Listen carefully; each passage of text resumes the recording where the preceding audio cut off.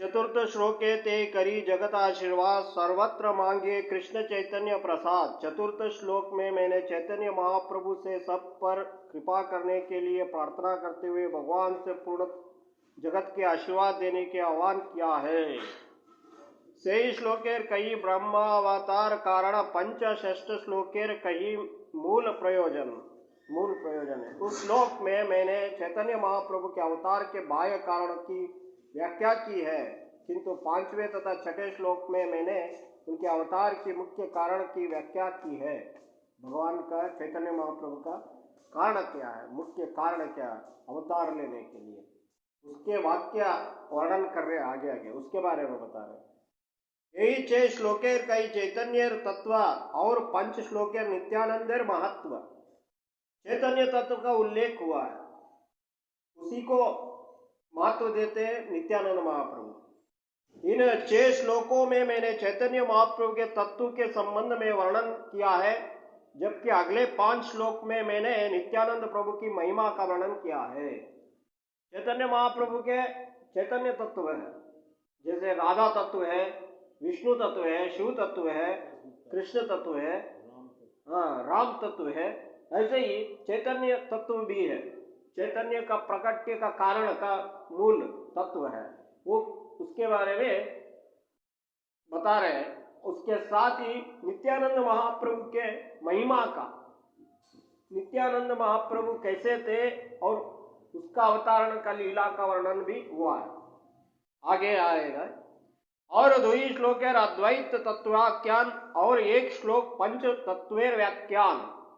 इस अगले 2 श्लोक में अद्वैत प्रभु के तत्व का वर्णन है। अद्वैत तत्व, अद्वैत आचार्य जानते हैं ना, ब्रह्मा जी के अवतार थे, अद्वैतानंद ब्रह्मा जी के अवतार थे।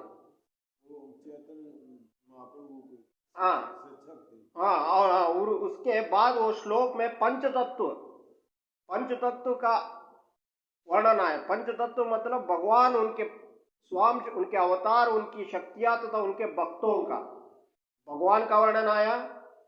उनके स्वांश, उनसे भगवान का अंश, ईश्वर अंश, जीव अविनाशी, जीव जो अवतार लेके आए धरती पर चैतन्य महाप्रभु के साथ, उन लोगों का भी वर्णन हुआ है।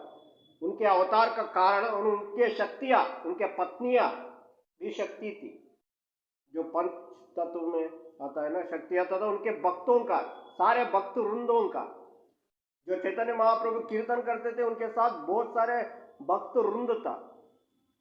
उस भक्त वृंदों में भक्त वृंद का वर्णन भी आया।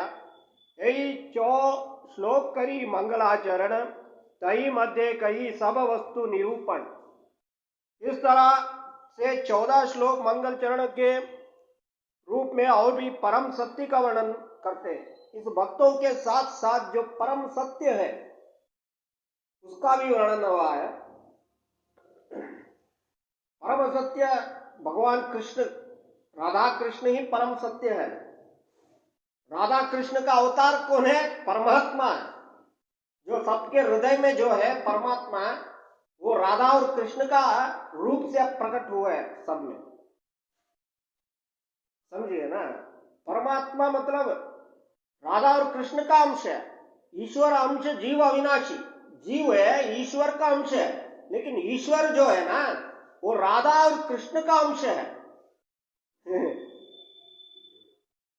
सब श्रोता वैष्णवेर करी नमस्कार, यही सब श्लोकेर करी व्यर्थ विचार।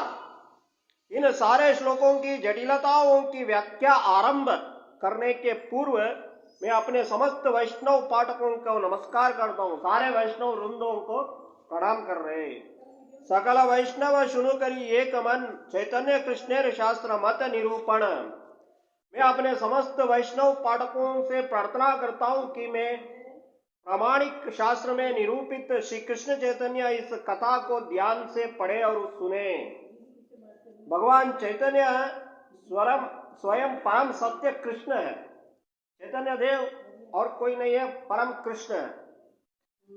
इसके पुष्टि प्रामाणिक आध्यात्मिक शास्त्र के प्रमाण से होती है। कभी कभी लोग प्रामाणिक शास्त्रों के प्रमाण के बिना तथा अपनी मनोकल्पना के आधार पर किसी व्यक्ति को ईश्वर मान बैठते हैं। किंतु चैतन्य चरितामृत के लेखक अपने कथाओं की पुष्टि शास्त्र का प्रमाण देकर करते हैं। इस प्रकार वो चैतन्य महाप्रभु को पूर्ण पुरुषोत्तम भगवान सिद्ध करते हैं। जो चैतन्य महाप्रभु के जो भावावेश को देख के सारे भक्त वृंद ये प्रमाण कर देते हैं स्वयं कृष्ण ही है, राधा ही है। कृष्ण गुरु भक्त शक्ति अवतार प्रकाश कृष्ण ये चय रूपे करेन विलास। भगवान कृष्ण अपने आपको गुरु भक्त विभिन्न शक्तियों अवतारों तथा परिपूर्ण प्रकाशों में प्रकट करके विलास करते हैं। ये चयो रूप एक ही में समाहित है। गुरु भी, भक्त भी और भगवान भी और कृष्ण भी, ये सब एक ही है, अलग नहीं है।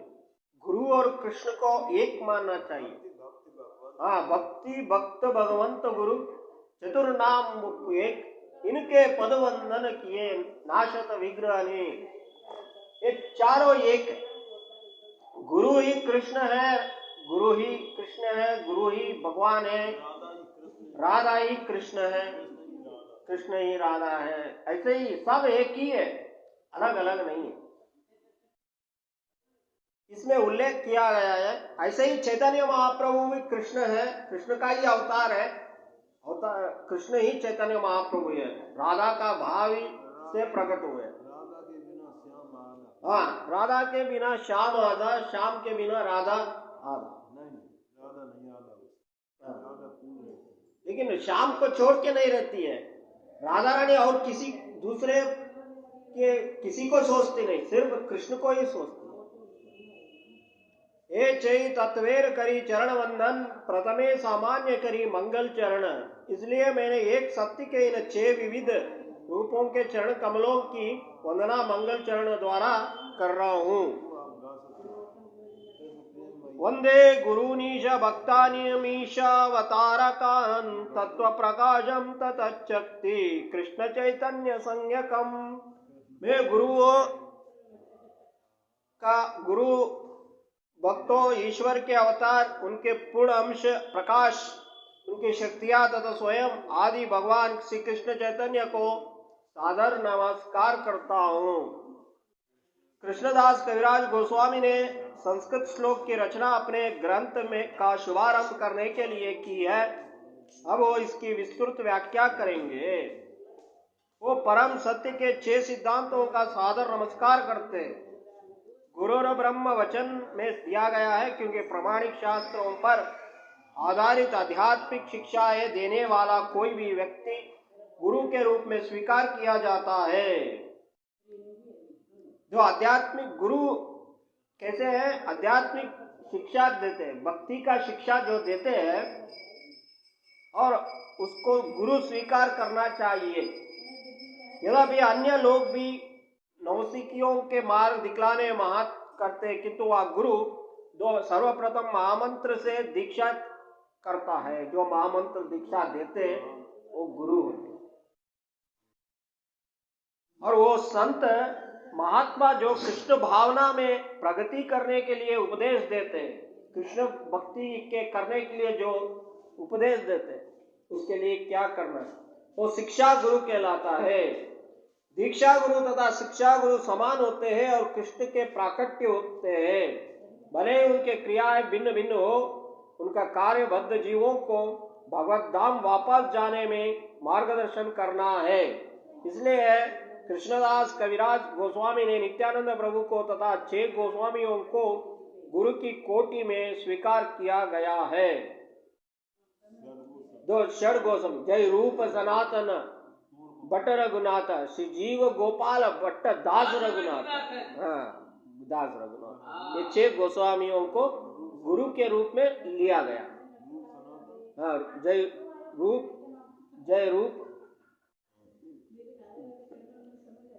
गोस्वामी हो, ये 6 गोस्वामी है ना। 2 रघुनाथ, एक रघुनाथ भट्ट है, एक रघुनाथ दास गोस्वामी है, 2। ईश भक्तान भगवद भक्तों का सूचक है यथा श्रीवास तथा अन्य समस्त अनुयायी जो हाँ, राधा कुंड को रघुनाथ दास गोस्वामी जो पत्रिका आता है ना, वो वहीं से प्रकट होता है। गुणात्मक दृष्टि से उनसे अभिन्न ईश्वर अवतार अद्वैत प्रभु के आचार्य का सूचक है, जो ईश्वर का अवतार है तथा प्रकाश शून्य पूर्ण पुरुषोत्तम भगवान के प्रत्यक्ष प्रकट नित्यानंद प्रभु तथा दीक्षा गुरु का सूचक है। नित्यानंद प्रभु को दीक्षा गुरु मानना चाहिए। श्री चैतन्य महाप्रभु के आध्यात्मिक शक्तियों का सूचक है। गदाधर दामोदर जगदानंद अंतरंग शक्ति से संबंधित है। ये 6 तत्व भिन्न भिन्न रूप में प्रकट होकर भी समान रूप से आराध्य है। कृष्णदास कविराज सर्वप्रथम इन्हीं को नमस्कार करते हैं ताकि वो हमें चैतन्य महाप्रभु की पूजा करने की विधि की शिक्षा दे। भगवान बहिरंग शक्ति जो माया कहलाती है कभी भी भगवान के संग नहीं रह सकती। जिस प्रकार प्रकाश की उपस्थिति में अंधकार नहीं रह सकता, फिर भी यह अंधकार प्रकाश का कृत्रिम रूप में अस्थायी तौर पर ढका जाना ही है, अतः उसका प्रकाश स्वतंत्र कोई अस्तित्व नहीं है। माया का कोई स्वतंत्र अस्तित्व नहीं है, भगवान ही आधार है। लेकिन भगवान माया से अलग है, माया से नहीं मिला। जय जय श्री राधे।